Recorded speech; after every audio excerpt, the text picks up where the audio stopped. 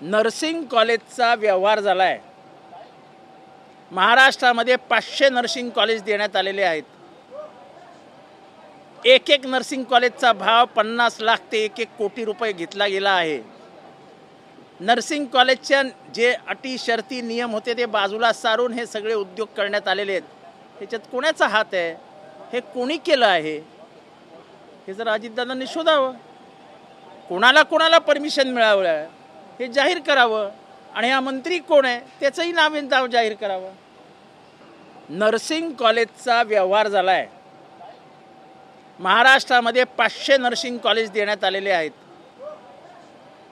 एक नर्सिंग कॉलेजचा भाव 50 लाख ते 1 कोटी रुपये घेतला गेला आहे।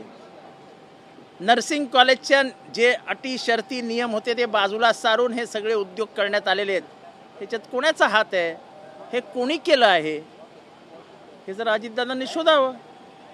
कोणाला परमिशन मिळालं हे जाहीर करावं आणि हा मंत्री कोण आहे त्याचंही नाव जाहीर करावं।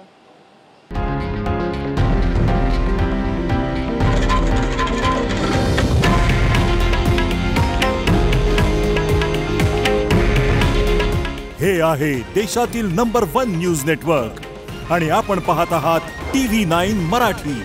काळजी तुमची, हित महाराष्ट्राचं।